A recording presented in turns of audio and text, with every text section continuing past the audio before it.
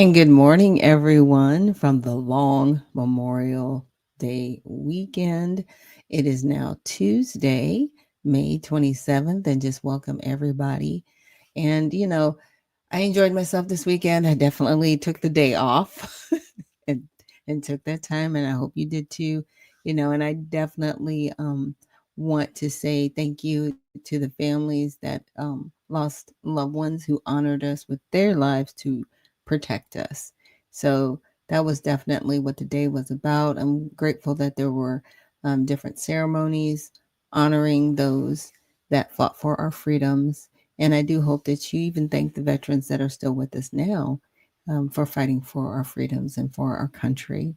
So today is just going to be Tell It All Tuesday. Usually on Mondays we have our recaps, but today is going to be our Tell It All Tuesday.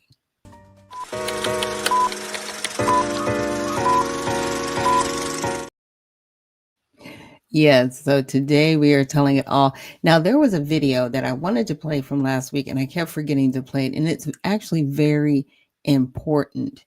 This is a PSA from Redman, and I saw it and was actually posted by Sunny Johnson of Sunny's Corner on Sirius XM, and I actually got to be on her program. It aired on Saturday. So if you guys go back in the archives, you can listen to me sharing about the Redemption Party and just, where things are politically and answering those other types of questions. So definitely check out Sunny's Corner on Sirius XM under Patriot Radio, Breitbart. So yeah, so Redman put out this video as a very very intense PSA for women. And I wanted to play it on my show because I'm definitely a female. And it really hit me and struck me just how dangerous things can be for us out there when we are really not thinking in those terms. We're just kind of relaxing in our day or just relaxing in our environment. And there are things we just need to be aware of. So I wanted to definitely play that for you guys now.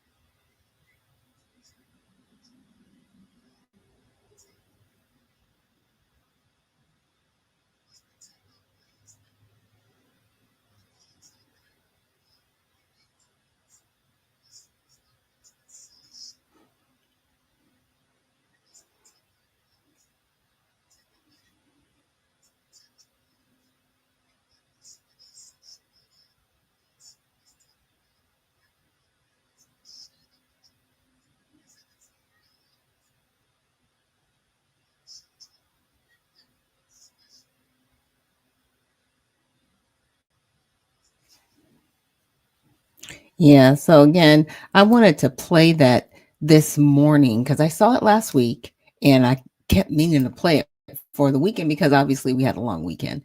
And I want to make sure that as women, we are very aware of our surroundings. Now, I know a couple of years ago, there was this thing where it was like, to what he was saying, they were putting tissues, I guess, in people's, the door handle. So if you went to go get gas or something like that, and you may come back to your door, you might, get gas, leave your car there and go to the bathroom or something, or, go to pay the cashier or whatever. And you come back to your car door, people were saying, do not touch the tissue because it might be laced with something. And to be very aware of your surroundings. And like I said, it's unfortunate that we have to live like that, but I would rather someone tell me than after the fact be like, "Oh yeah, I guess we should have said something." So I definitely appreciate the passion that Redmond has for us in sharing that as he did, and he is on X under the real Redman.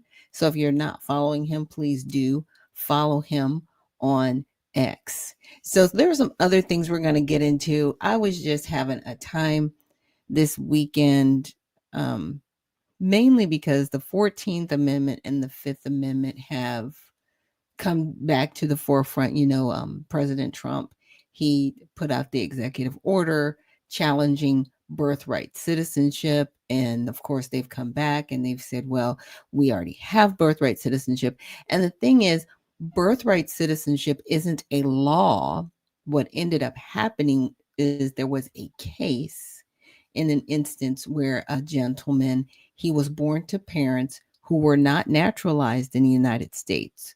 So they were still considered alien to the United States. So they did not have jurisdiction on this soil, and they had a son during that time. And so what happens? Is he a citizen of the country or is he not? So he went to China. When he came back, they refused him entry. And so that is what sparked the case.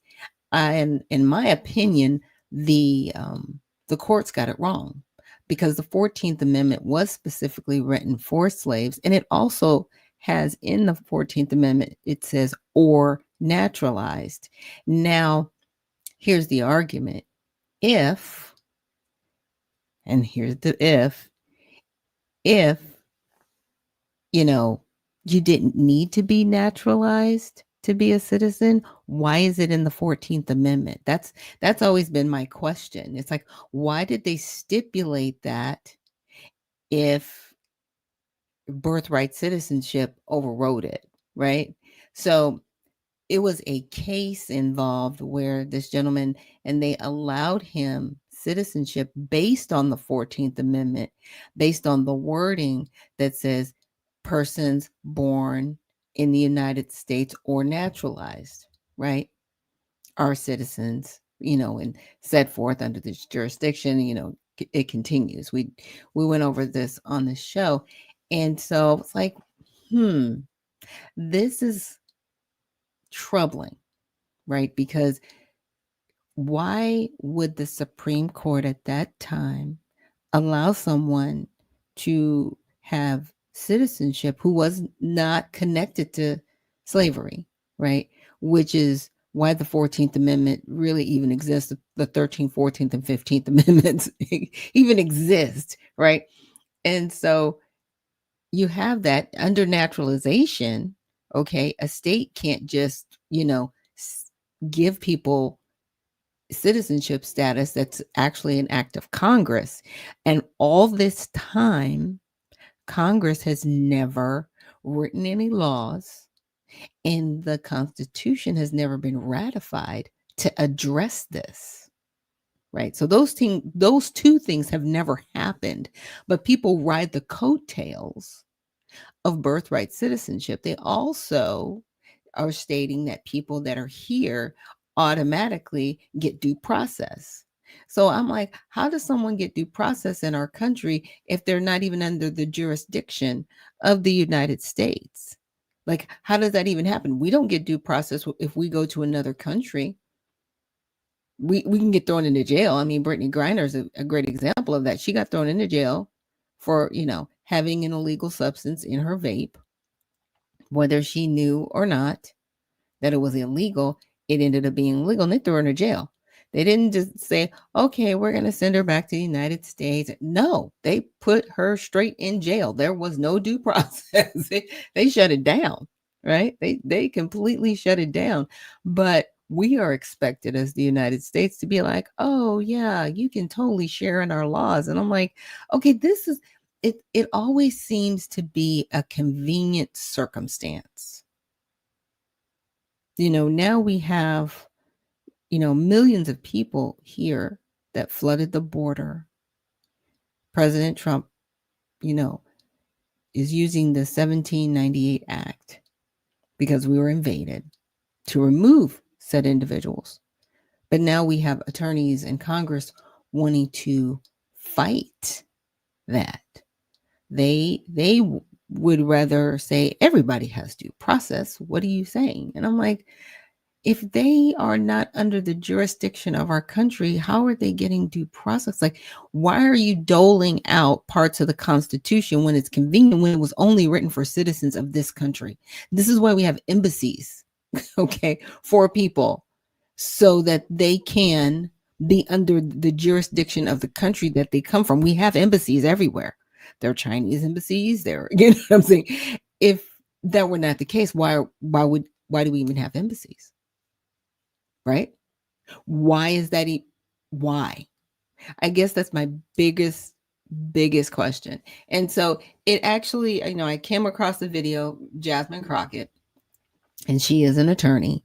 And I don't know if people realize this or not. She said that, crossing the border isn't a criminal activity. It's actually a civil activity. I'm like, okay, they're still criminal. You still committed a crime. It's like, I know how you're trying to dress this up, but no, ma'am, it's a crime. I'm don't even know how you got your bar, how you passed the bar. That's an easy one. Very simple. Obviously, you don't uphold the Constitution. You pick it apart, and it's interesting because you accuse people of cherry picking it when you cherry picked it yourself. So I just wanted to play this video for you guys that I found quite interesting regarding Jasmine Crockett.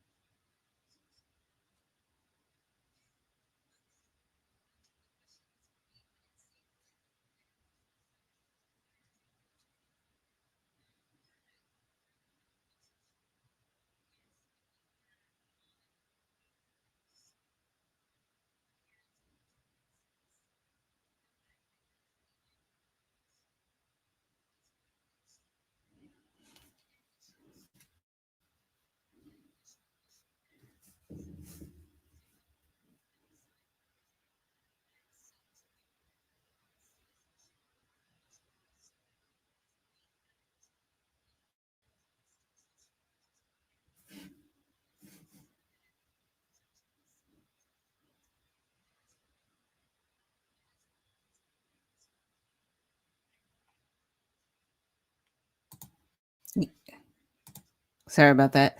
So, what do you guys think? I mean, in my opinion, no. Just because you are here, especially if you came here illegally, you definitely don't have due process. Period. You are a criminal. You're going to jail. You need to be deported, and that's it. Like, it's very, very simple.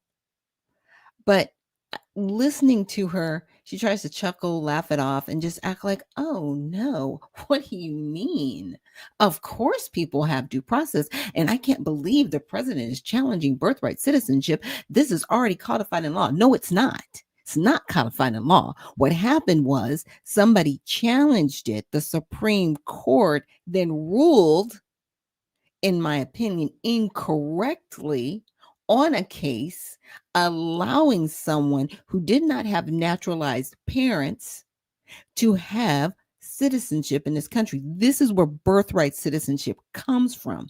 There is no right on this soil that you can just be born here illegally and then have rights as a citizen. It doesn't work. It doesn't pass the smell test because, first of all, why is the 14th Amendment even there? It's there because of emancipated slaves. That's why the 14th Amendment is there. Without it, what are we doing?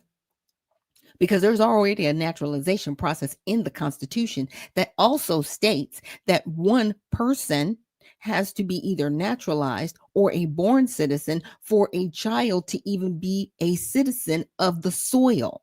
That's why that 14th Amendment says any persons and or naturalized, because the persons that they were referring to were descendants of slaves, and that's it. Those are the only people that fall under the 14th Amendment, because without it, as I've said before on this show, without it, I'm not a citizen of this country. I am a descendant of slaves. I just am.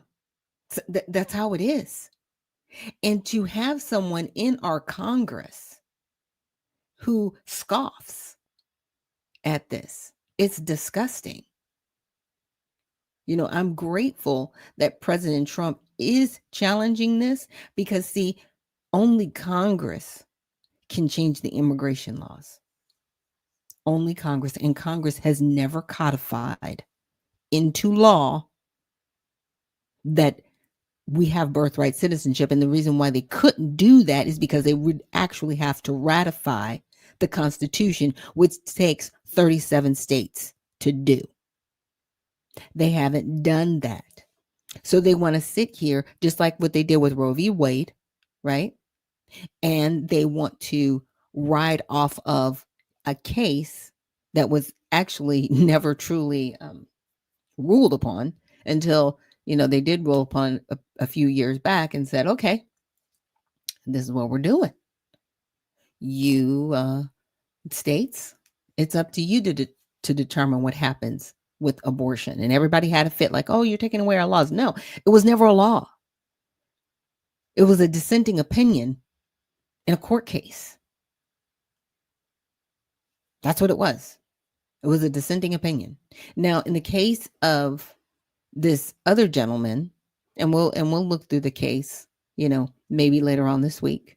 But I just want to bring this up to talk to you guys about that because, coming off of the Memorial Day weekend where we have had people that have gone before us that have died for our freedoms so that we can be free, only to have people in our Congress to scoff at that freedom and to really abuse it.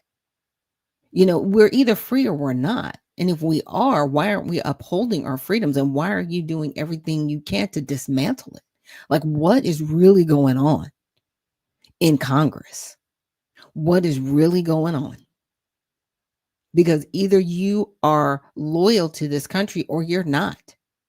We have had people literally sneak into our country, which is criminal behavior. You committed a crime, so you don't care about the statutes of our country because we do have immigration laws. We do have naturalization laws. We have them. But you don't want to follow the laws. You want to skip the line and say, well, I just want to be here. And I don't care what your laws say. Then why are you trying to be a citizen of this country? Out of desperation? Your desperation should have you do the right thing and respect this country. That's what desperation should have you do. But it's not. And when I hear individuals like Jasmine Crockett and others, even in our Supreme Court, it's troubling because you do not care and you are not upholding the Constitution as it was written for citizens. It's for citizens, period. It says we the people. We the people aren't all the people all over the globe. right? Because you would have to juxtapose it to that. You would have to say, okay, anybody that comes here from all over the world, they have the same rights as US citizens. They do not. They do not. And you cannot cherry pick the Constitution to say, okay, this applies to you, but this doesn't. That applies to you, but that doesn't. What are you doing? What are you doing? You cannot give people who are not under our jurisdiction citizenship by proxy. It doesn't work that way. They're either loyal to this country or they are not. And if they are from another country, they are not loyal to this one, period. And if they break laws trying to become a citizen of our country, we don't want them. We do not want you here. You need to go back home. And I'm okay to say that. Go back to your home country where you can break all the laws you want to under your jurisdiction. Don't do that here. You know, there are videos and they're complaining, you know, they're arresting citizens. No, they're not. If someone is not a naturalized citizen here, they are here illegally. You got one or the other. But you want to say, oh, well, this person, they came here and they have a court date, so therefore they have due process, therefore they are a citizen. No, they're not. They are not a citizen. I need everybody out there to realize that we are really in a position to remove individuals like Jasmine Crockett, individuals like John Ossoff, and other individuals that are in our Congress, House and Senate, that are not upholding the laws of this country. We need them removed. We need a referendum in 2026. All of the House seats are going to be up all over the country, and we need people to run for office because we can no longer continue to allow this type of behavior on our soil. Period. It needs to stop and it needs to end. So we're going to take a quick break. And when we come back, we're going to look at some of the top stories that happened over the weekend. So I'll see you on the other side.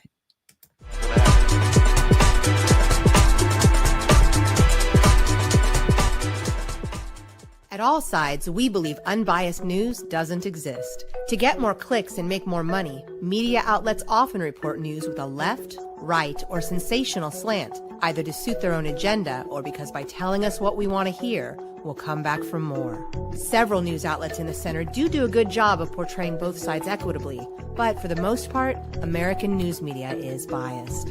Bias isn't necessarily a bad thing. The key is to get multiple perspectives. But making matters worse, social media and internet search results are heavily filtered, showing us the most popular opinion or results that match our preferences and make us happy. That means we're all living in filter bubbles, where we're only exposed to viewpoints we already agree with, making us less informed and less tolerant of different people and ideas. At All Sides, we give bias ratings for hundreds of media outlets. By freeing people from filter bubbles and providing different perspectives, we can all be better equipped to understand the world and each other. So how do we do it? All Sides has created a patented, fair, transparent process to rate the media bias of hundreds of news outlets and writers. We assess each media source and rate them as far left, center, lean right, or far right, allowing you to quickly identify different perspectives. All Sides is constantly evolving our media bias engine. The more you participate, the better our ratings will be, and the better our news coverage will be. Go to allsides.com to get involved.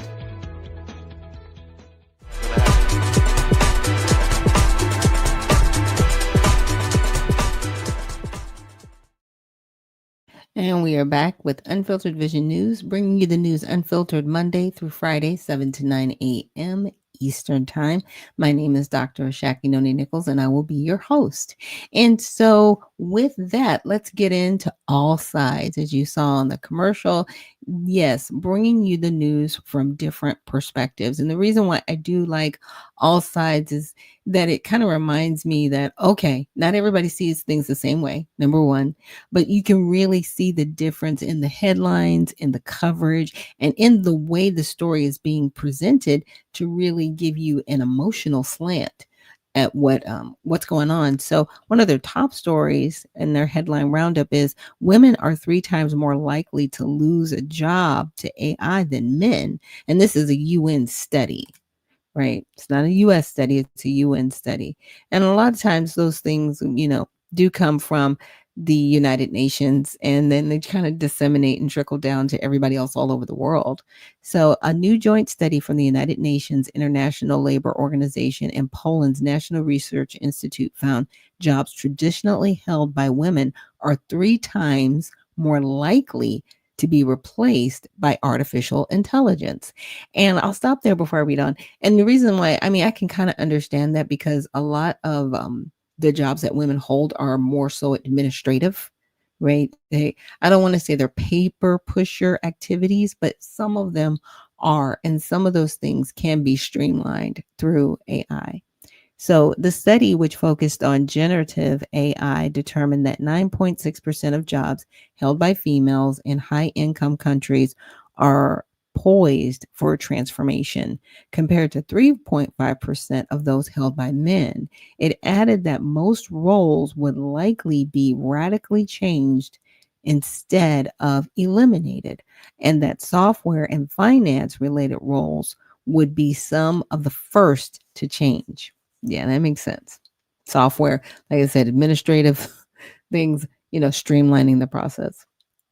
So, for context, the report found that 34% of jobs in high income countries could be affected and noted that administrative roles are the most vulnerable to AI advancements, just like I said. According to the US Census Bureau, around 95% of secretary and administrative assistant jobs were held by women between 2000 and 2019. According to the US Department of Labor, these positions are the 5th most common profession for women. So that's what I started off telling you guys. I was like, yeah, more than likely it's the administrative gigs that are going to be eliminated.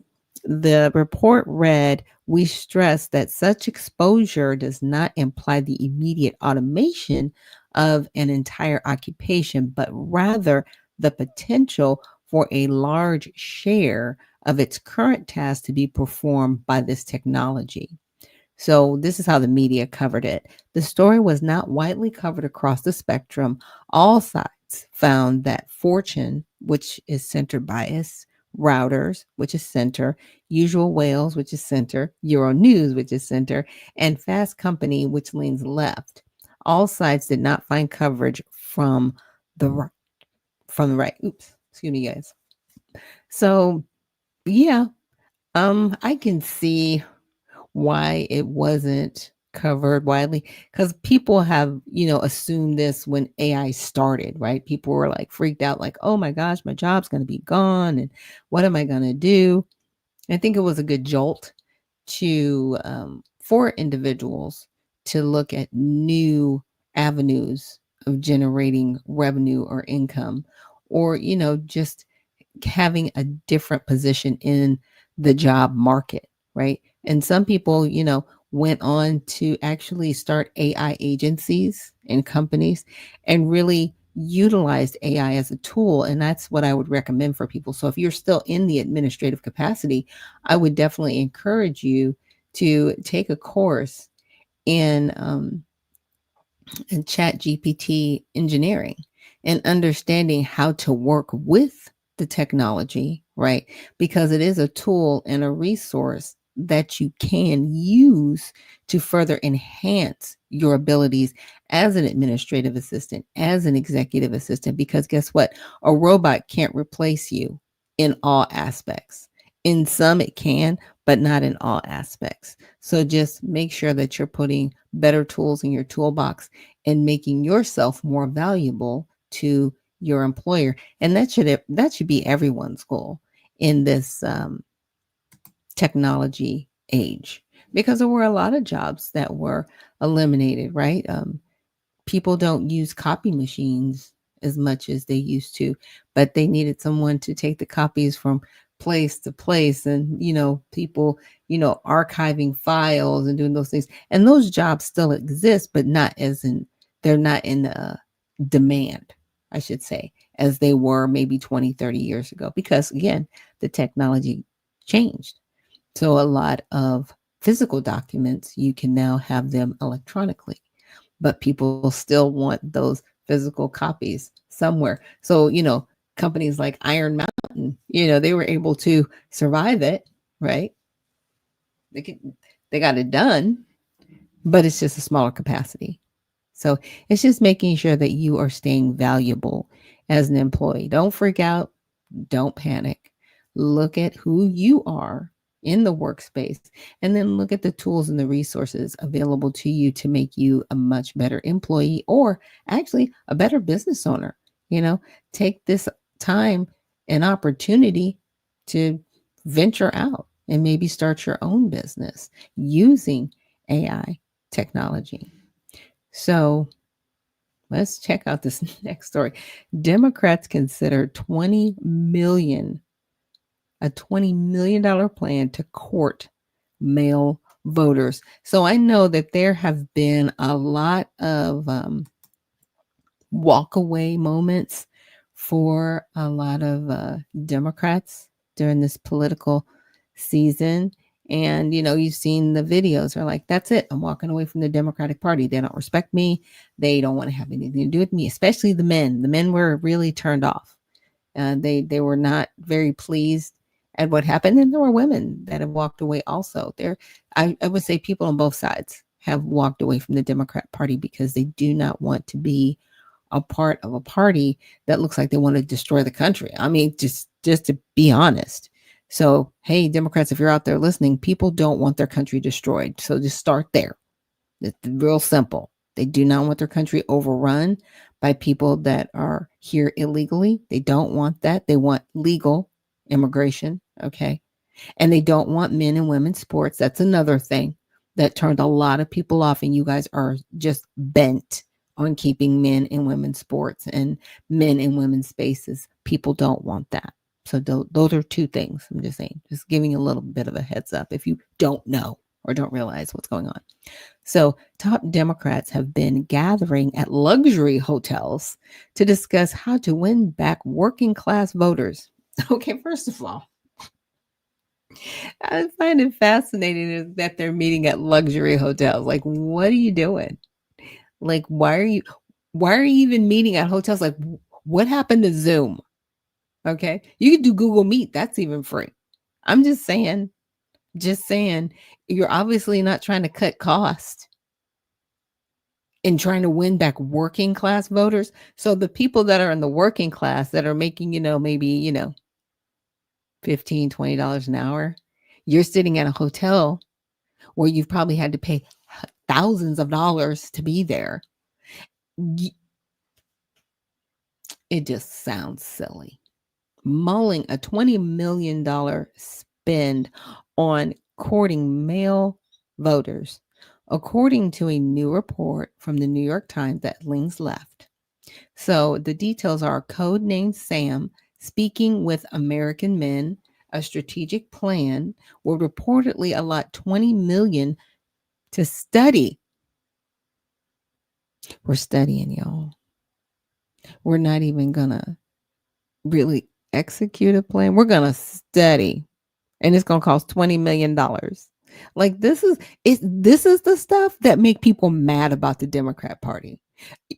This right here. Okay. To study the syntax, language, and content that gains attention and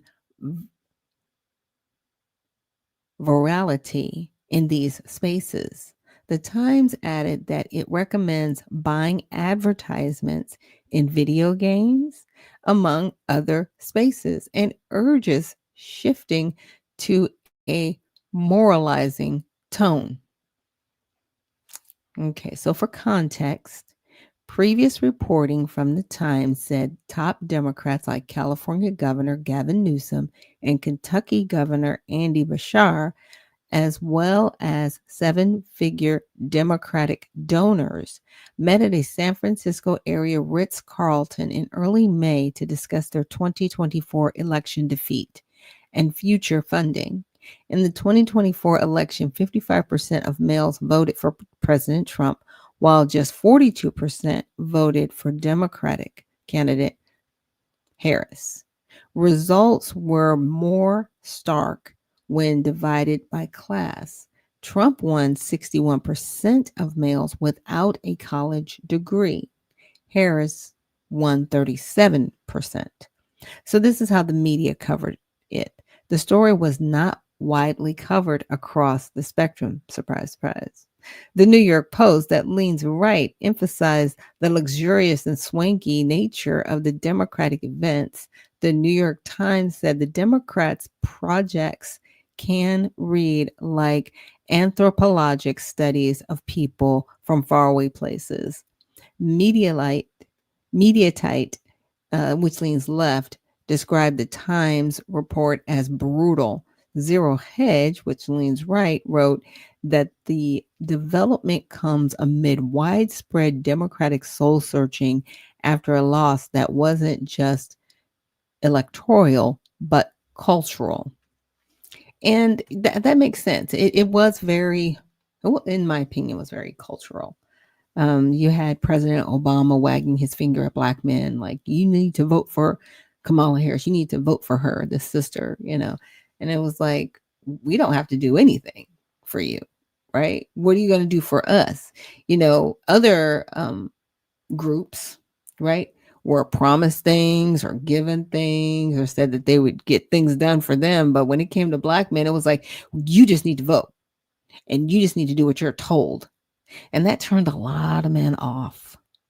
And I can understand it because, at this juncture, people understand now that their vote is worth something. If you want me to put you in office, you are going to have to give me something in return, period. You're going to have to go there and do your job. This is what we want as the community in return. And that wasn't happening. There was just more of a demand on that. So just a freebie, can I get some of the $20 million since I, input to your nonsense? Because $20 million on a study is ridiculous, first of all. Like, what are you doing? On its face, y'all failed. You failed. You failed the American public. You basically told everybody, you're going to let these illegal aliens in here. You're going to bow down and capitulate, and you're not going to say anything about it. And if you do, we're going to shout you down. How dare you? I'm just saying. Call people misogynistic. You call them racist. You said that they had toxic masculinity, mansplaining. Oh, yeah, y'all drug men from stem to stern. And then you wonder why they don't want to vote for the Democratic Party? Really?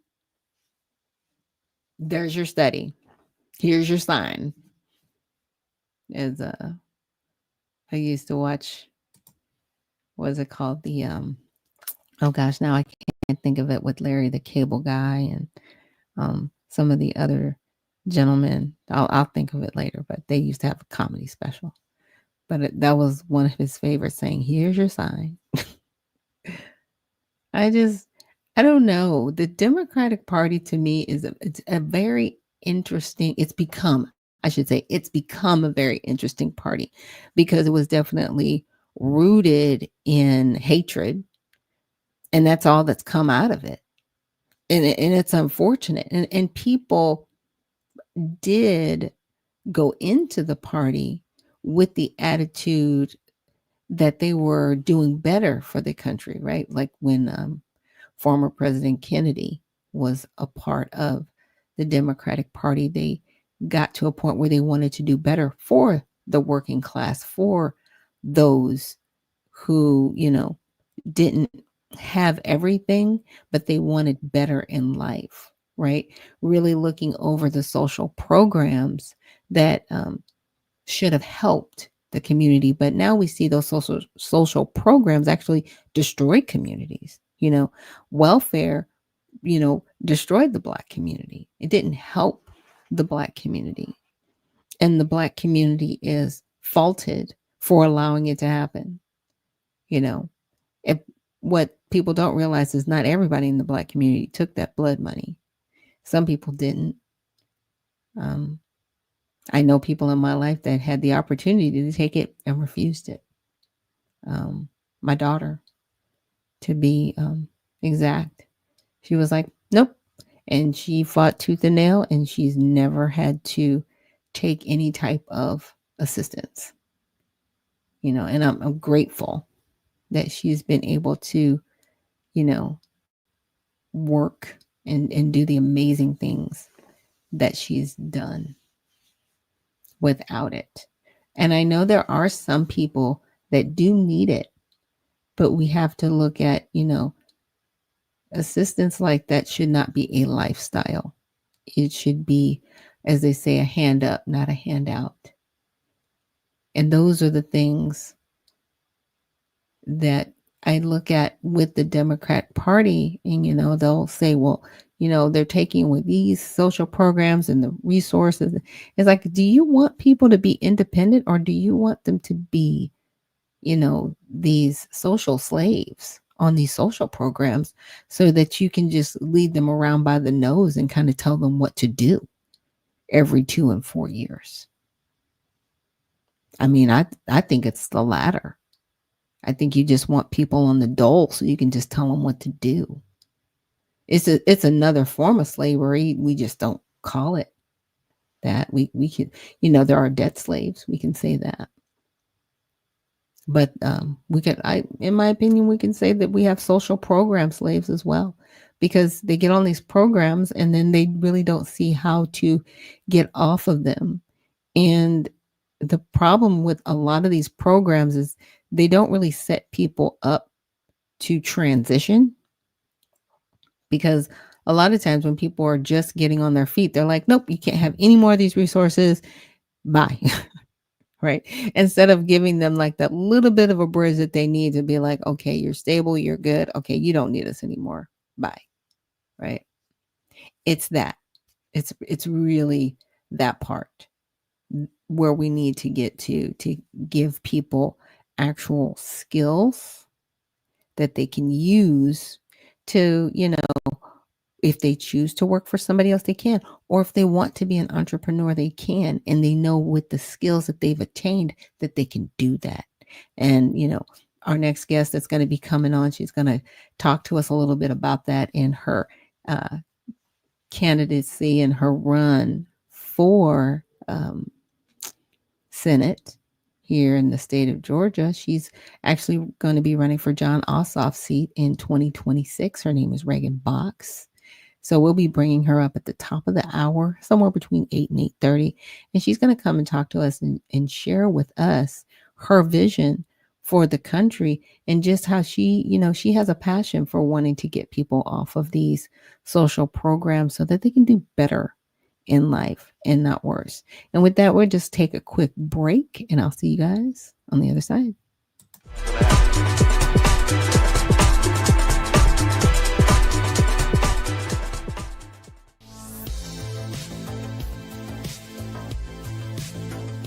We've unified our end-to-end encrypted services to make them easier to use together, because privacy should be the default for everyone. With the new Proton ecosystem, you can add events to Proton Calendar automatically when you accept an invitation.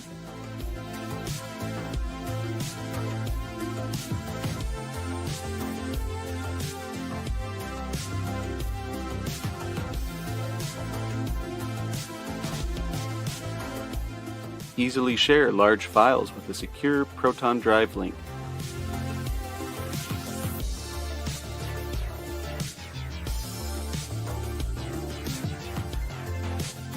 Send secure Proton Drive links privately with Proton Mail.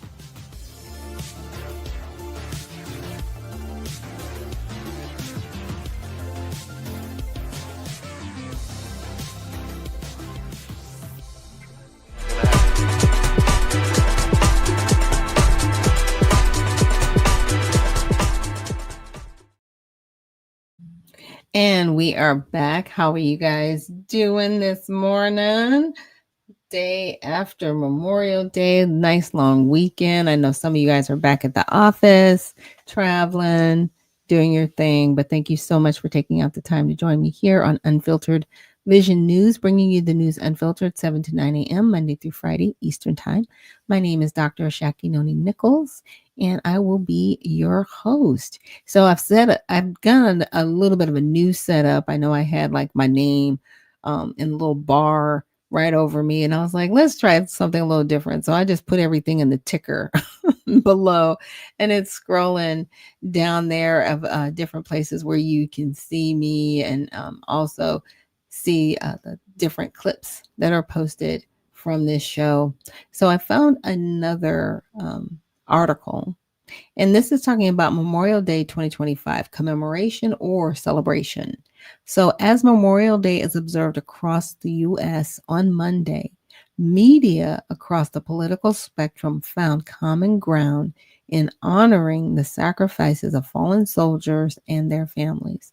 Nevertheless, news outlets published an assortment of differing perspectives from veterans on how Americans ought to view the holiday. It's very interesting. So activism. So the Washington Post, which has left lean bias, they published letters to the editor from 6 veterans on what the holiday means to them. David Nelson of Houston wrote, "It's not enough to pay lip service to our military on Memorial Day and then cut benefits or provide faulty equipment or moldy housing to those currently serving." And he's not wrong. He's very right in that. I don't think a lot of people understand what happens in the military because we hear about the budgets that the military gets. They're like, wow, we spend a lot of money on our soldiers in some instances, but some of these soldiers don't get that. Um, they don't. The money just doesn't go to them, or they don't get the benefits. We have homeless veterans, and that should never be, especially anyone who served our country. So the Post also gave voice to John Satirius of Minneapolis, who wrote, "Please put aside saying thank you for your service to us surviving veterans and give all your attention to visiting the graves and honoring the sacrifice." Similar to Satirius Solomon request, Army veteran Jeremy Hunt discouraged those who use the day as a call to action, even in terms of increasing veterans' benefits. In an opinion for Fox News, which leans right, he wrote, "Unlike Veterans Day, which celebrates service members past and present, Memorial Day is a solemn occasion, a time to honor the American service members who made the ultimate sacrifice. To wish someone a happy Memorial Day completely misses the purpose of the day." And I can understand that too, because it does seem like a solemn day. And it is, I've always been conflicted about it. It's like, well, do I say happy Memorial Day to people? Do I not wish them a happy Memorial Day? And, next Memorial Day, I will definitely take this into account to be more respectful and, just have and be considerate. I should say that. And empathy. So Michael T. McPherson and Gary Condon, in an opinion for Common Dreams, which leans left, took a humanitarian approach to the day's significance.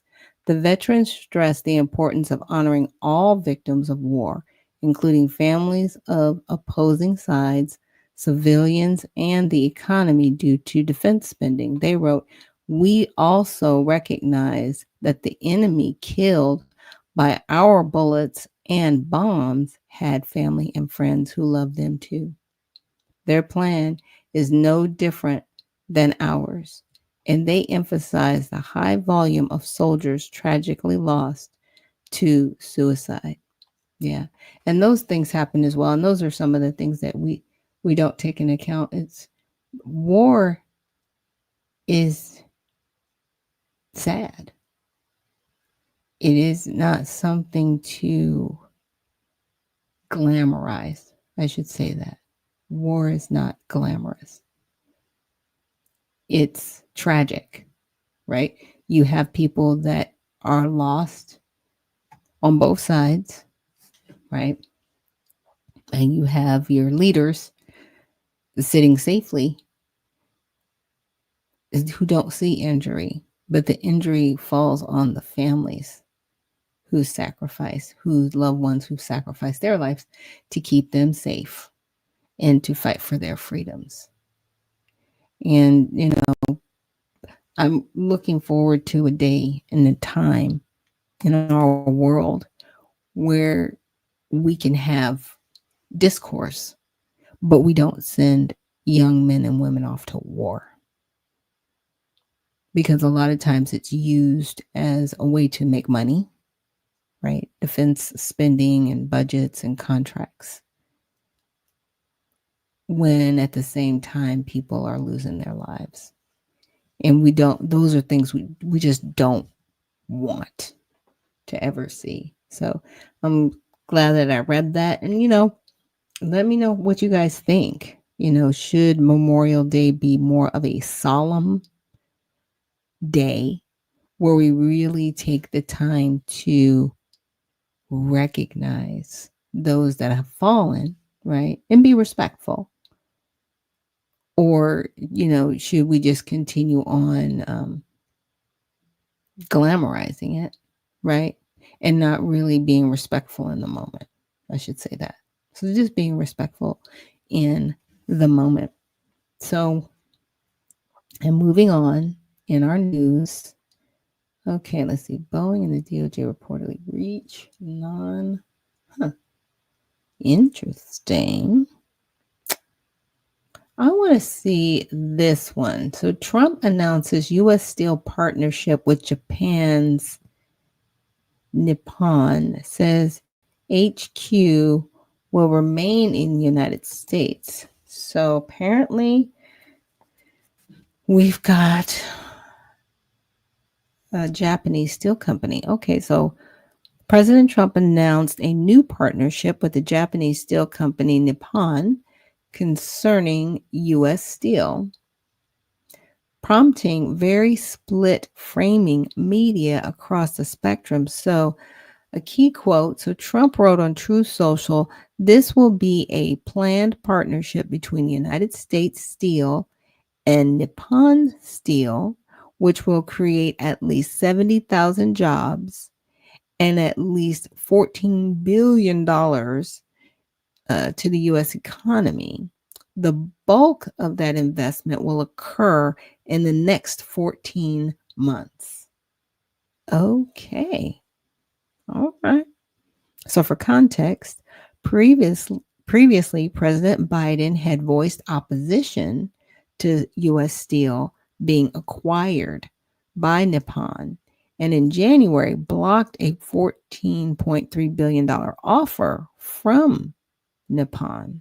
Okay, so from the right, Fox Business, that leans right, mentioned Trump claimed that U.S. Steel will remain in America in its headline and promptly highlighted Trump's economic claims. In its opening lines, it said the announcement of the partnership shifts away from a full foreign acquisition and instead brings fresh capital into domestic steel operations.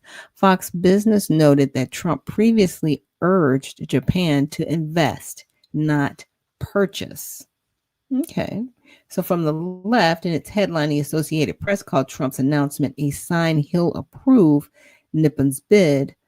In its opening lines, AP said Trump seemed to signal that he'll approve a bid by Nippon to invest in U.S. Steel, if not buy it outright.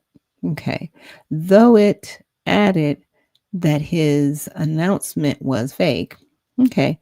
And then from the center, the Hill avoided speculating and instead focused on what Trump wrote in the announcement. It also reported a statement it received from U.S. Steel. So, what do you guys think? I mean, I'm glad that yeah, that steel is going to be created here, and that it would create 70,000 jobs, because if it creates 70,000 jobs in the steel industry, that means, that's 70,000 people that could afford to buy a house or buy a car, or, maybe even want to start a side business or another, offshoot business. And then the other businesses also that can work with that steel company, right? And making it here actually gives us, some manufacturing that we're actually making something that we can export, that people can buy, right? That brings us more revenue into our country. So, I like it. I would like it if it was owned by an American company and not a Japanese company, but pick your battles. I think, it's a good start, right? So we're off to a good start, and maybe hopefully this will trigger, other companies to maybe invest in aluminum or invest in copper, or invest right in just continuing to invest. I don't know if people have, taken trips across the country and seen different manufacturing companies, and they just look like graveyards, right? Like, well, what used to happen here? Well, there was something that used to be manufactured there, and now the manufacturing is gone. So with this kickstarts the manufacturing, and let's continue it, right? Let's continue this trend of making things in the United States. And I'm glad that it is a partnership, right? That's not, a one sided situation. So this is interesting. So Israel kills 9 children of Gaza doctor in airstrike while she's at work.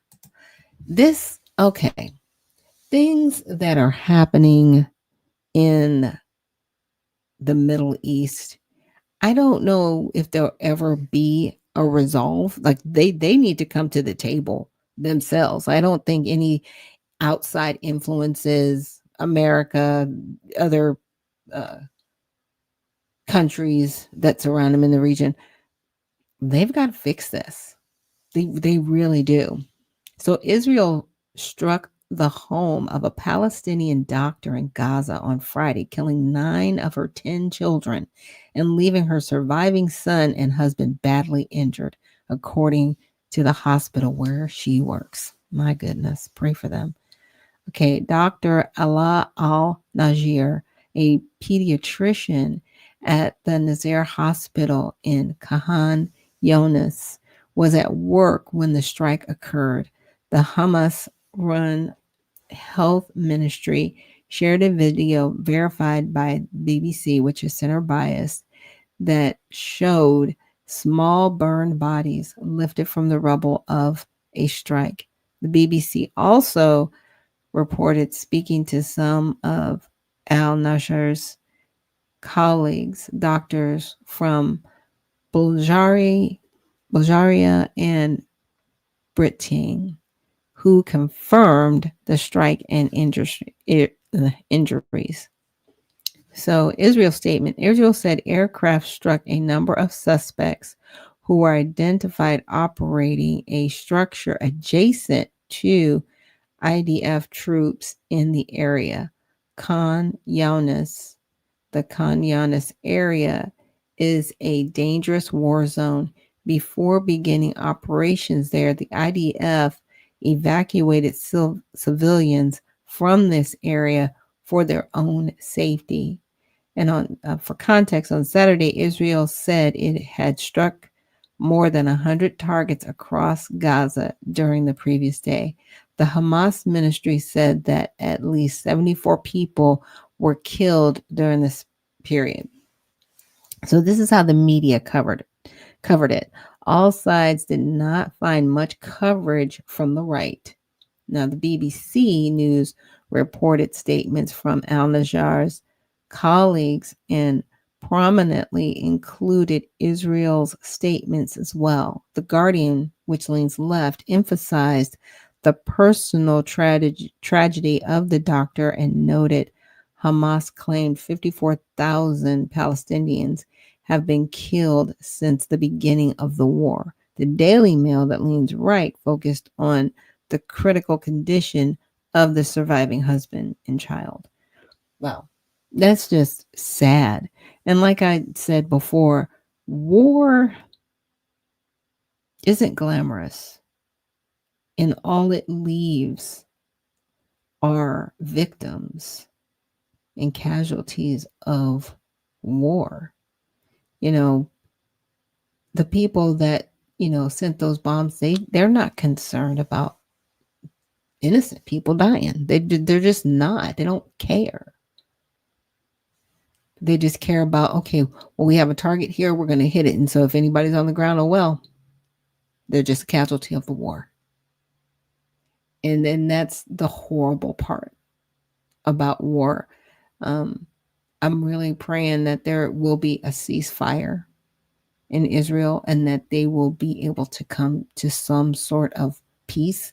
And it's difficult because, from what we've been shared, what's been shared with us from the media is that, there are many people that are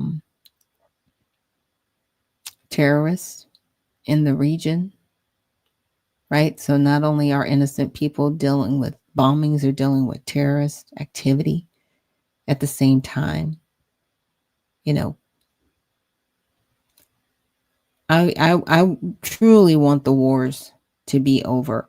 I think there will always be different disagreements with different governments and how they run things, how their borders are. But when people are dying senselessly, that's when we really need to pull back and ask the broader question: why are you bombing this area? What threat did these people pose to you? And in, this bombing, did you attack the people that will attack you back? Or did you just lose lives senselessly?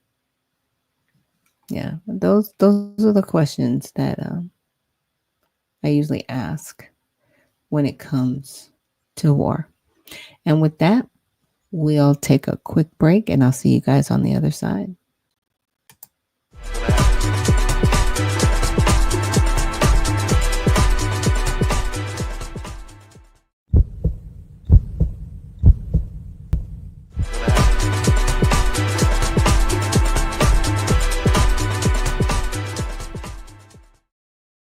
And we are back. Thank you so much for joining us here on Unfiltered Vision News, bringing you the news unfiltered Monday through Friday, 7 to 9 a.m.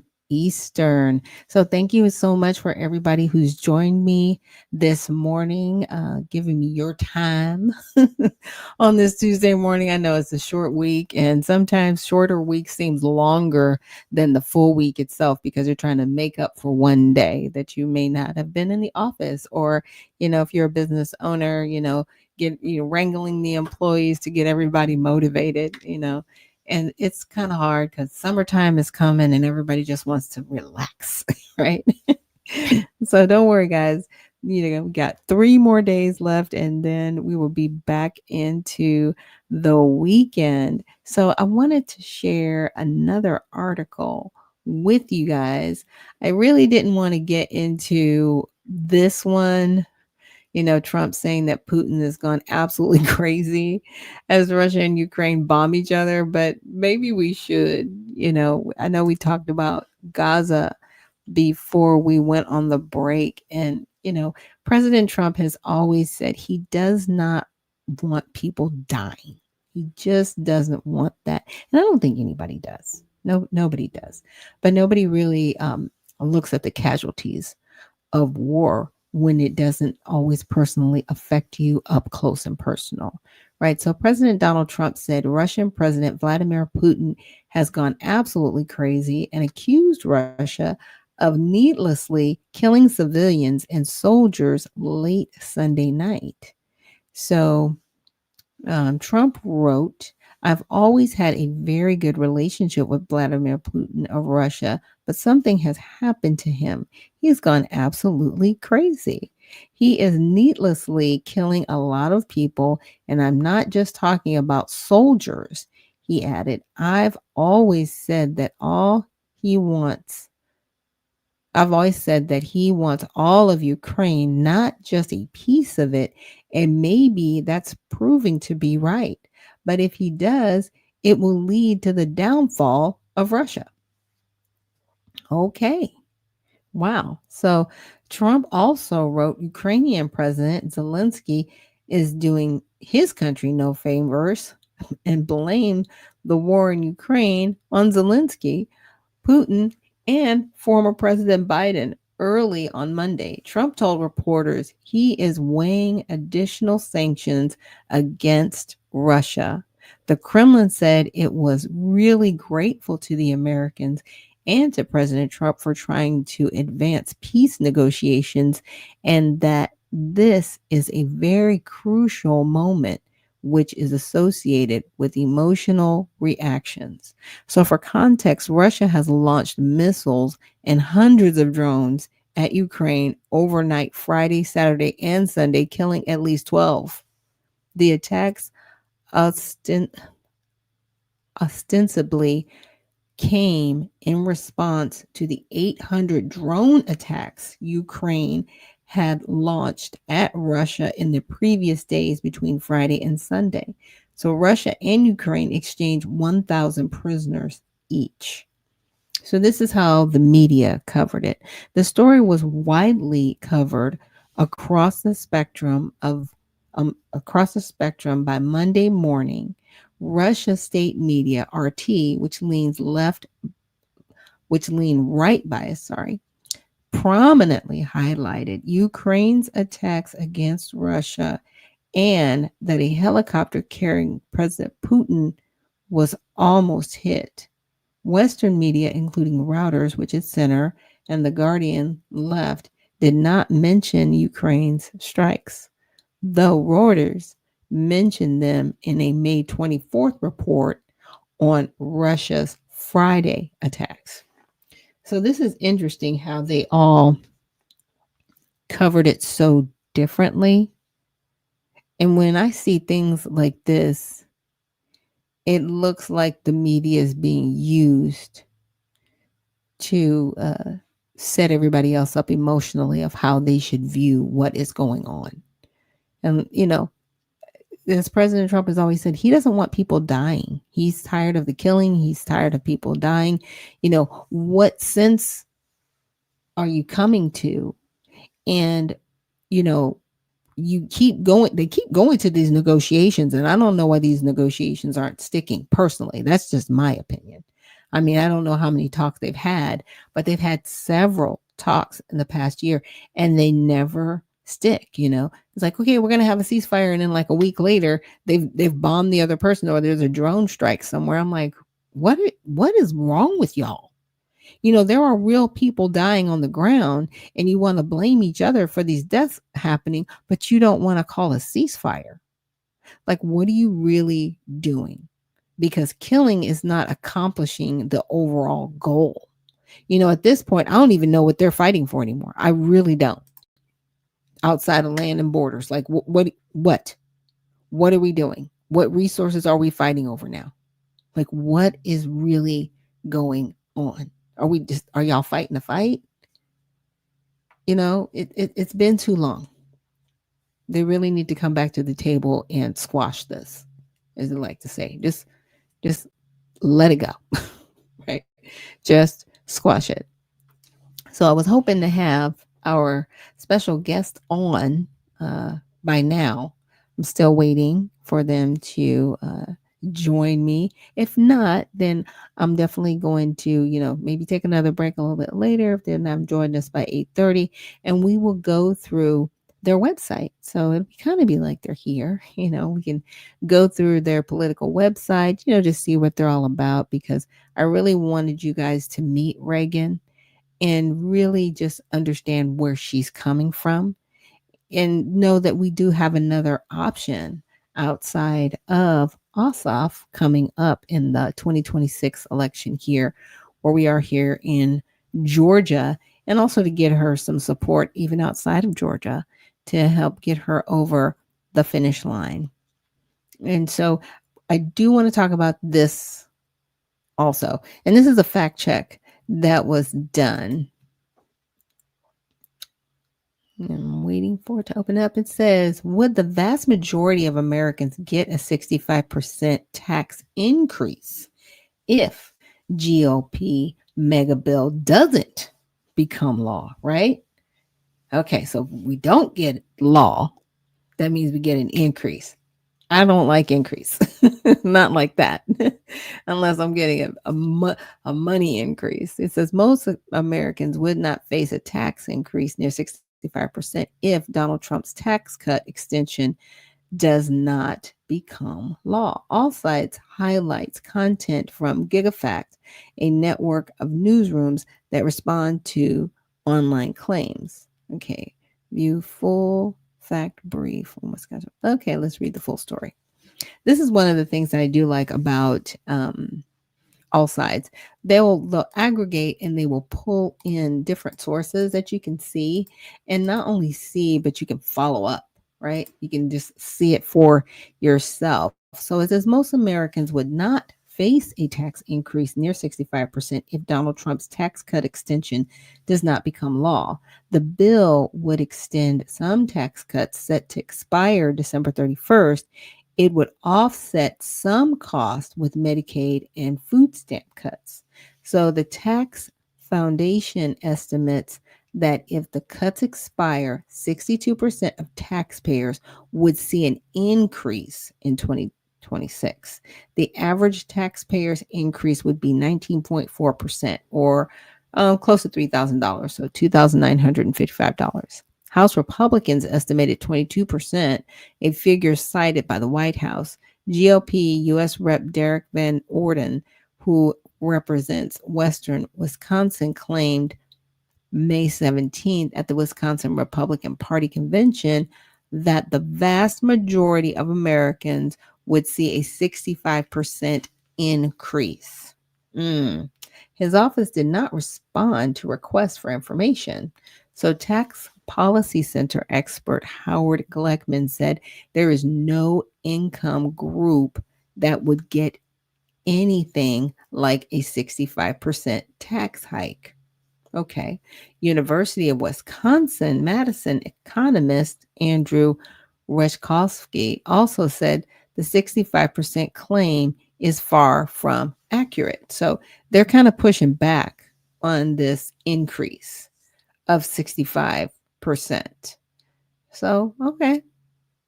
Yep, I found it fascinating. but at least,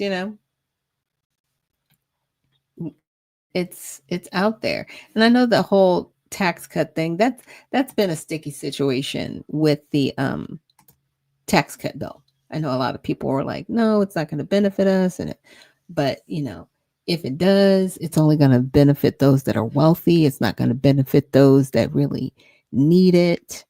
In my opinion, I would just love a flat tax.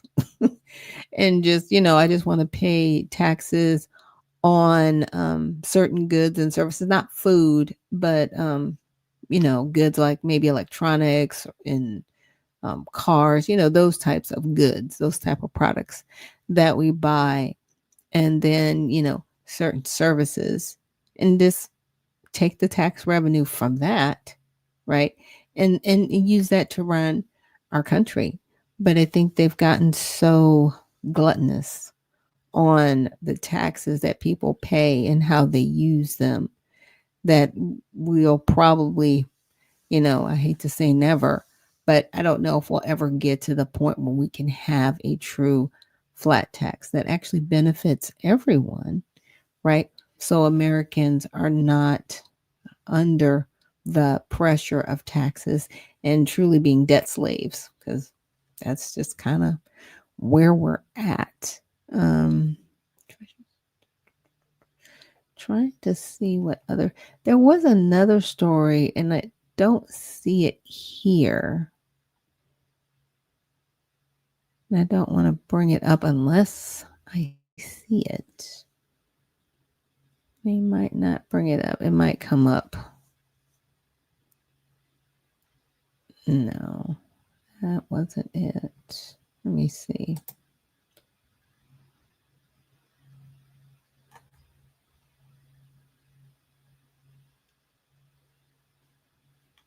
No, that was not the story. No, this was something different. Like I said, I don't want to bring it up. Oh, yeah, but I did hear a little bit about this speech, this commencement speech that Trump delivered um, at West Point. I heard one or two people chatting about it. So it says, "This is the golden age. Trump delivers commencement speech to West Point graduates." Okay. On Saturday morning, declaring at one point that the 2025 class consists of the first West Point graduates of the golden age of America. This is the golden age, I tell you. Promise we're in a new age, Trump told the graduates in New York, vowing that they are going to lead the army to summits of greatness. Okay. So that's what we're talking about, right? I'm like, okay, you know, I got to give it to him. He's consistent, you know.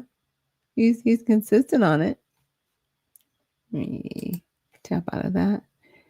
All right. So the speech, which lasted just under an hour, offered a mix of shout outs to individual cadets for their personal achievements and words of advice, while at times delivering into culture war issues, including transgender athletes playing in women's sports. Trump's remarks also served as somewhat of a victory lap for the administration, particularly in its proposed defense in initiatives. Sorry. Trump took the opportunity during his speech to tout his Golden Dome missile defense system, which he's previously said would be capable of intercepting missiles even if they are launched from other sides of the world and even if they are launched from space before the end of his second term. So I'm really glad about this dome. I know a lot of people are like, well, what's the significance of it? Well, a lot of these people building, what do you call them, bunkers, would kind of help. I don't know if we'll be completely defended, right? But I think we would have fewer casualties without it, right? So it helps to give that cover and defense. So I'm really grateful. So Trump took the opportunity during his speech to tout his Golden Dome defense system, which he previously said would be capable of intercepting missiles, even if they launch from other sides of the world, and even if they are launched from space before the end of his second term, which, we'll see. The president also touted that he's described as a 1 trillion military budget, referring to the president's proposed 13% increase in defense spending, though the White House has noted that part of that money would come from Republicans' reconciliation package. And so the reconciliation package, if people were not following this, that's the tariffs. Okay. that's the reciprocity. That's the reconciliation that they're referring to. So a Senate GOP aide previously told The Hill that the White House has technically only proposed $893 billion for its discretionary defense spending for 2026, meaning the rest would be made up through reconciliation. Now that's intense. Like 893, that's your discretion, right? That's just at your behest. So if you do like 700 billion, like you're doing great, I guess. That's pretty intense.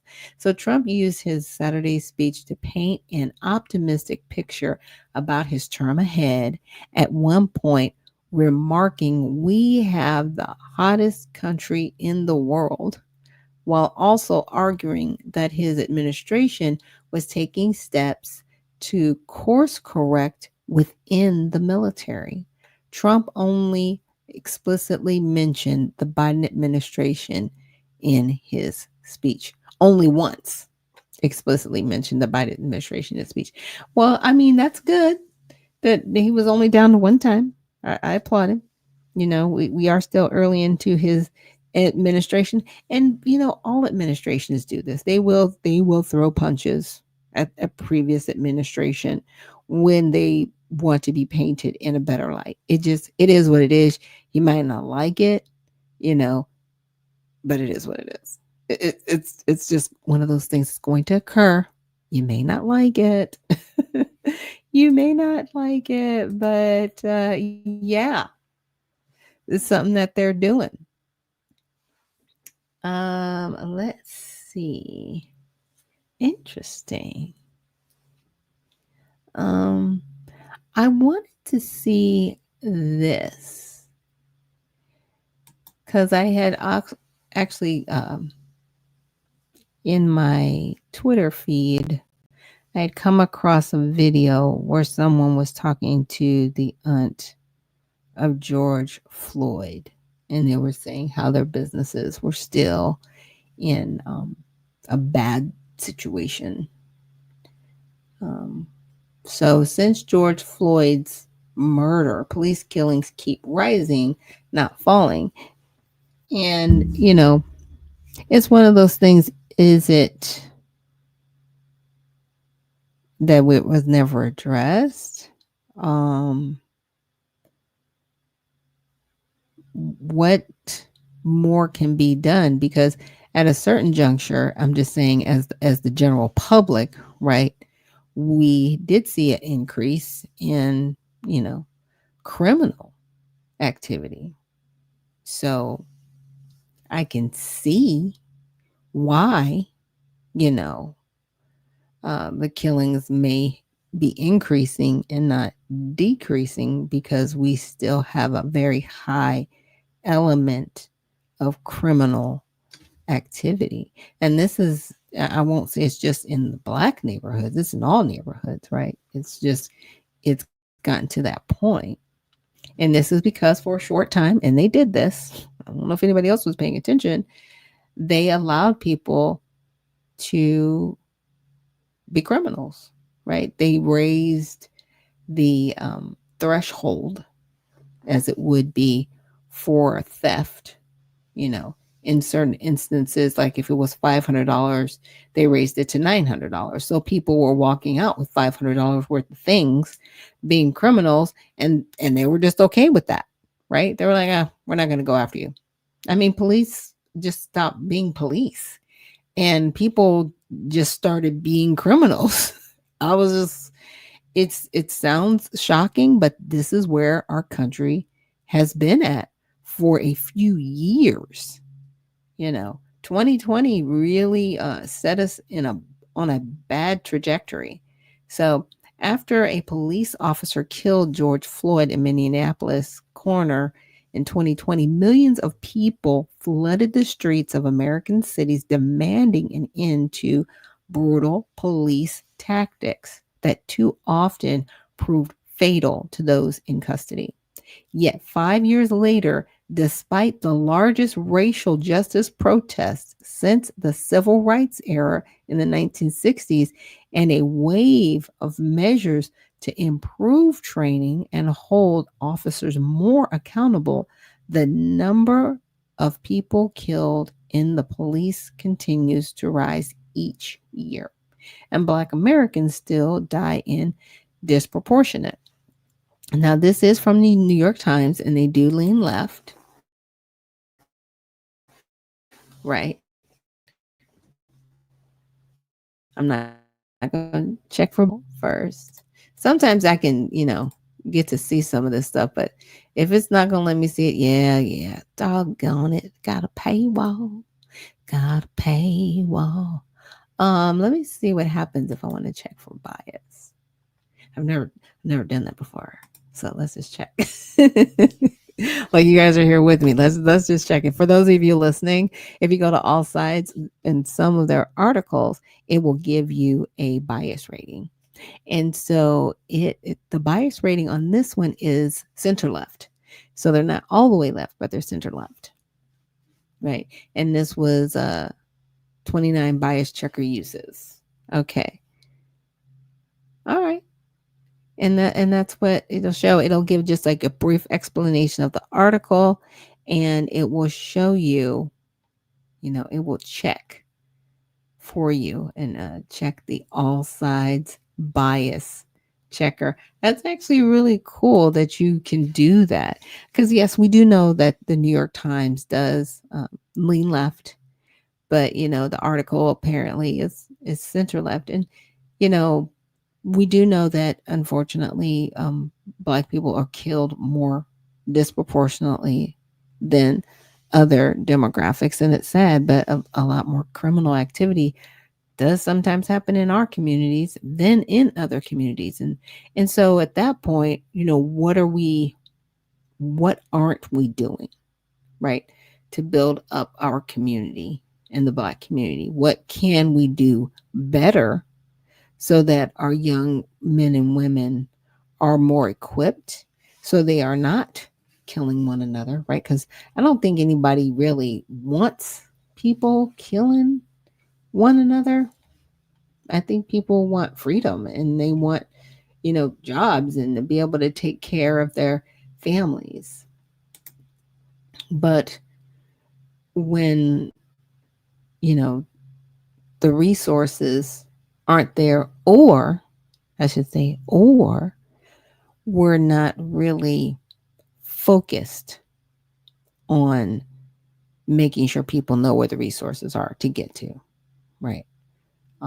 There was a situation a couple months ago with somebody I'm working with, Pastor David Lowry, and the monies that were set aside for a specific work program for Black Americans in Chicago, they had actually circumvented the money and they were using it for people that were here illegally.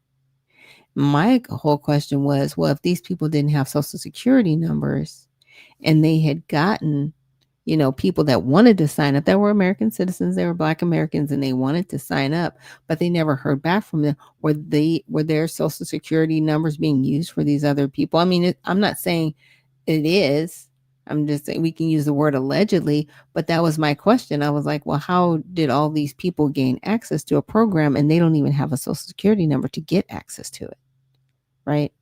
But it's that kind of stuff going on in the Black community. But then you want to turn around and say, well, you guys are nothing more than degenerates and, you're not changing your lives. But people do want to change their lives, but the resources are being used in a nefarious way.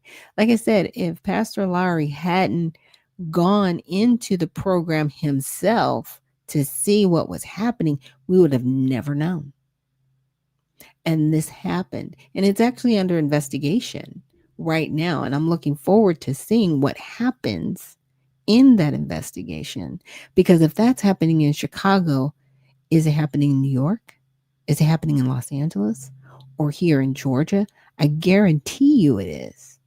Because people aren't looking to make sure that whatever program an NGO is supposed to be using money for, specifically for a specific community, if people aren't following up and looking into that, and they probably know that they more than likely won't, it could be used in the wrong way. And then you're blaming a community saying, well, you guys are lazy and you're this, when people aren't lazy. They want the opportunities, but they're not getting them. They're not getting them, and they're giving them to other communities, undermining them, right?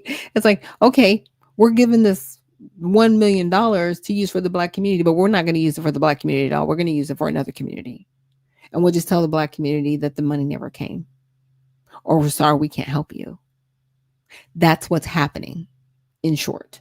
It needs to stop, but that's what's happening. So, just to follow up from some other stories that happened over the weekend, I know that people have heard about this, but California is set to sue U.S. Senate for blocking the EV mandate. So in California, they want to have, I want to say, the majority electric vehicles by 2030, something ridiculous. And they also want to charge people an extra tax if they have a gas vehicle, if that's still the modus operandi. But the United States voted to repeal a Biden era waiver that enables California to mandate electric vehicles, EVs, by setting stricter emission standards than ex- than existing federal regulations. So California is set to sue over the decision. This is funny to me because the federal government is not obligated to give you money, Newsom. They're just not. Not for your pet project. This is a pet project. This is nothing to do with anything. It doesn't. And you can't even prove that putting people on more electric vehicles will actually do better for the country. And here's why: because your state has rolling blackouts and people are without electricity for maybe 4 or 5 hours at a time, never knowing when their electricity is going to come back on. But you want to put something that's going to be more of a burden on the electrical grid. Like, do you hear yourself, or do you just talk and things just catch up later? I'm just saying. Just saying. So the waiver allowed California to phase out gasoline powered cars and require new vehicle sales to be zero emissions by 2035. Okay, I said 2030, but okay, 2035. The Senate introduced the resolution to repeal the waiver under the Congressional Review Act. It was passed by the U.S. House in April and will require a signature from President Donald Trump. So it's basically saying, like, no, you're not getting this. You're not going to force people to buy an electric powered vehicle. Do you know how much those cars cost? It's not even just the cost of the car, it's the cost to maintain it. And this is something nobody really pays attention to. The battery in the car is not under warranty for the car. And that's the main crux of the car is the battery. And those batteries can cost upwards of $5,000 to $10,000 to replace. Yeah. Yeah, that part. That's why I don't want one. I don't ever want an electric vehicle. I just don't want one. It just it's a hassle. It takes over an hour to charge. Okay. And you got to find the right kind of charger because all chargers are different. So if you have a Tesla, you have to find a Tesla charging station. You can't just go to a random one. I mean, it's bad. It's truly a sad thing. So, a state lawsuit, Governor Gavin Newsom of California and Attorney General Rob Bonta announced Thursday that they would be filing a state lawsuit against senators who blocked the mandate. Newsom argued that the CRA does not apply to the state's waiver, making the repeal illegal. Okay, it does not apply to the state's waiver. Okay. So you want money. It's weird. You want money from the federal government, but you don't want the federal government to tell you what to do. It's insane. It's crazy. It's wild. So, for context, while in office, former President Joe Biden finalized significant rules to reduce vehicle emissions. Critics argued these rules alone effectively mandated EVs because automakers couldn't meet the rules standards by selling gasoline powered vehicles. And that's very true. But what they don't talk about is like they don't talk about the emissions from the lithium that is needed to make these batteries. Oh, but the lithium's not in California, so I guess, yeah, this is bad all the way around. Okay, so how the media covered just the news, which leans right bias, focused on the perceived overreach of the Biden administration and California's stricter emissions standards, presenting the Senate's decision as a check on the overreach. It reported that 11 states and Washington, D.C. have adopted California's regulations, while CBS News, that leans left, reported the number as 16. CBS emphasized California's attempts to fight climate change and potential downsides to revoking the state's emission standards. The outlet also highlighted the argument that the CRA does not apply to the waiver and stated that the GOP and Trump administration are targeting California's emission rules. Wall Street Journal, which is center, gave voice to both support and opposition to the resolution. While one article stated that the resolution was effectively killing the country's biggest driver of EV investment, another focused on General Motors lobbying to reverse the aggressive mandate. It's still an aggressive mandate. We cannot tell people you have to drive an electric vehicle because you just can't drive a gas-powered vehicle. Like that, like stop that. Now, you can incentivize people driving an electric vehicle by maybe giving them, a rebate or, some type of discount for their vehicle every year that they're using an electric vehicle. But to demand that people have to have an electric vehicle, they can't have a gas vehicle, no, stop that. Stop it. I'll be glad when this goes away. Gavin, you're never getting the money, ever. Nobody's ever going to do that. Ever. California is as expensive as it is. People can barely live as it is. And you want to demand that they buy an electric vehicle. Like I said, you've already got a hardship on your electrical grid around the state as it is. It's already bad now. And now you want to demand that there's more pressure put on the electrical grid. Your water and solar and wind are not making up the difference to help. So what are you really trying to do here? You trying to make people slaves in California? Like, people are leaving your state in droves because they're tired. They're exhausted. They can barely, eat, live, sleep. The homeless population is out of control. The drug population is out of control. And you're trying to take away people's ability to drive a gas-powered vehicle, to have zero emissions. You'll never have zero emissions. You will never have it. You know why? Because humans emit carbon dioxide all day, every day. That's what we do. But our carbon dioxide goes to the trees, which creates better oxygen, which creates a very lush world. It's a great ecosystem. Stop trying to mess with it with your fallacies. Now, with climate change, has our climate changed? Yes, because there are pollutants that we put into the air, but then that goes back to our government that's allowed certain corporations to put pollutants in our air. Why don't we look at that? Why don't we look at these corporations putting pollutants in our air? That's something we can actually change, right? To have better air quality than going after individuals who just want to live and demanding that they do things a certain way. Having an electric vehicle is an ideology, in my opinion. It is, because it takes a whole mindset to take care of those cars. You really have to be in that frame of mind to want to do that, because there's so many extra steps that you need to take to have an electric vehicle, because it's not a gas-powered vehicle. But you're expecting everybody else to just fall in line with this mindset, with this ideology, and it's never going to work. It's just not. Let it go. So I'm telling you, Newsom, just let it go, sir. Let it go. And with that, we're going to take a quick break.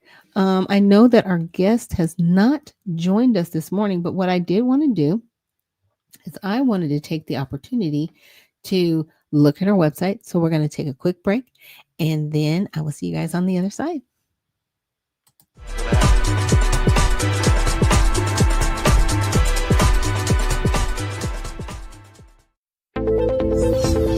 The browsers of today are broken.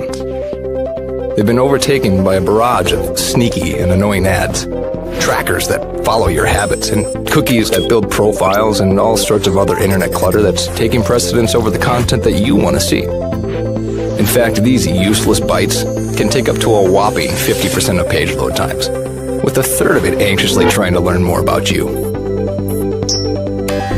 To make matters worse, Some ad blockers are even letting ads through when large advertisers pay them. But do you really want a leaky ad blocker? It's because of these very reasons that we developed Brave, a new browser that kicks internet crud to the curb and makes it faster, safer, and better to surf the web than your current browser. With Brave, everything you need is built right in. We integrated technology that automatically blocks trackers, annoying ads, and shields everything that can cramp your style and destruct your privacy. With it, you can expect increased speeds nearly 2 times faster on laptops and up to 4 times faster on mobile. And unlike any other browser, Brave allows you to support your favorite publishers with automatic micropayments, so it's a win-win for you and your favorite sites. To top it all off, Brave is open source, because we truly believe it's our web and we need to fix it together.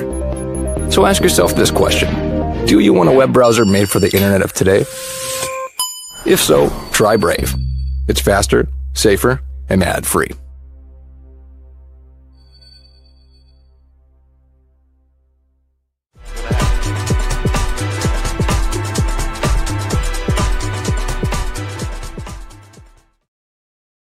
And we are back. I do apologize. My guest, unfortunately, she wasn't able to join us this morning, but she does have an amazing website. And like I said earlier, Miss Reagan Box, she is running for U.S. Senate in 2026. She will be running for John Ossoff's seat. So if you live here in the state of Georgia, I definitely encourage you to check out her website. It is Reagan for Senate, and that's Reagan, REAGAN, for FOR Senate.com. And I met her a couple of years ago at another event, and I was just like, wow, I really like the principles that she stood for, just really wanting to be a change for our company, our country, even though our country is run like a little bit of an organization. But I definitely want you guys to check her out. That's why I have her website here. Let me make this a little bit bigger for those that are viewing online so we can see it just a little bit better. So, she's looking here. Let's see. In the defense of liberty, it says, in a time of rapid change and shifting tides, we are united by a common purpose to champion conservative values that have stood as pillars of strength throughout the history of our great nation. Our journey ahead is not just about politics. It's about preserving the essence of who we are as a people. It's about honoring the legacies of those who came before us, while ensuring that our children and their children inherit a nation that continues to shine as a beacon of liberty and opportunity. I won't read the whole thing, but again, I just wanted to show you guys her websites.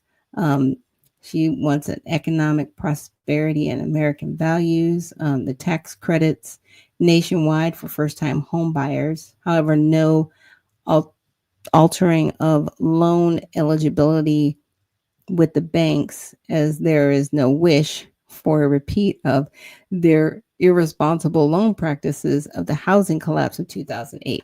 So I'm glad that she's looking at things like this, because those in the Senate, they actually get to really go over those laws so we don't fall off a cliff again. Just saying. And a little bit about who Reagan is. So let's go to her about section. Just waiting for it to pull up. All right, here we go. And so, a journey of service and leadership. So her name is Reagan Box. Like many Americans, I've worn many different hats throughout my life. I wore the scholarships cap when I attended Berry College.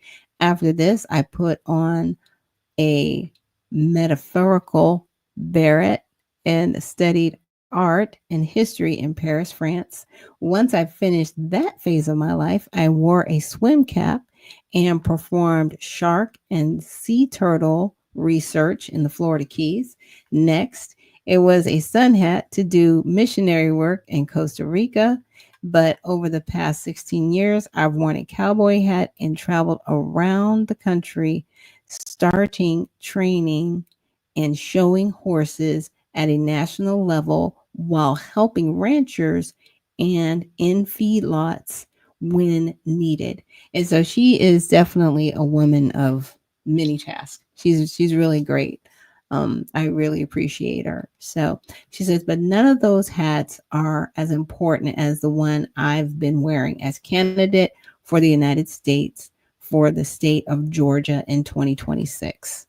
And so, as you can see, there's Miss Reagan right there, standing for Georgia and fighting for the people. This is one of her horses here that she takes care of.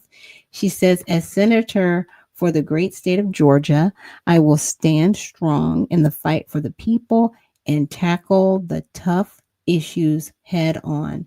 I will fight against the influence of special interest money that has infiltrated every chamber of our government. I will confront our growing national debt and bring spending under control. I'll propose real solutions for the broader crisis, hunger, and food insecurity in America. And I will put a stop to the political weaponization of the FBI, DOJ, and the judicial system. The ATF has violated the Second Amendment with its overreach, and I will work to restore the rights of law abiding citizens. I will also fight against increasing taxes and inflation and stand firm against big pharma and big tech, whose unchecked power has harmed the American people. As your senator, I will not tolerate the corrupt behavior. I will fight to protect the unborn, defend our God given and constitutional rights, and ensure our military has strong and free from the radical left ideology that has damaged its effectiveness. So, as you can see, she's definitely uh, tried and true American. She wants to make sure, that we are moving forward, and I got to talk to her briefly. And one of the things that stood out to me in our conversation is how she really wants to, bring trades back into the schools to help individuals become entrepreneurs. And, if they choose to work for someone, they can, but to really give them solid life skills that they can use to transition so they don't necessarily have to be underfoot, and constantly maybe on assistance programs, right? She really wants to help in that way. So part of her platform is, restoring accountability, fighting for the American people, fighting overreach, rolling back harmful regulations, and restoring our principles, fighting for America's future. And yes, she is a Trump supporter. um, so to learn more about Reagan Box, you can visit her at reaganforsenate.com. And if you want to reach out to her with any questions, you can reach out at info@reaganforsenate.com. You can also call her at 682-730-6257. And, she's embodying the spirit of liberty, prosperity, and American values. And she says, together, let's forge a brighter future rooted in conservative principles. Join us in championing a stronger nation for all. And like I said, Reagan Box, she is wonderful. Definitely check her out. She is a woman about her purpose, has driven over 100,000 miles back and forth throughout the state of Georgia. She lives in Rome. She's been all the way down to Valdosta and even further, just reaching out to people.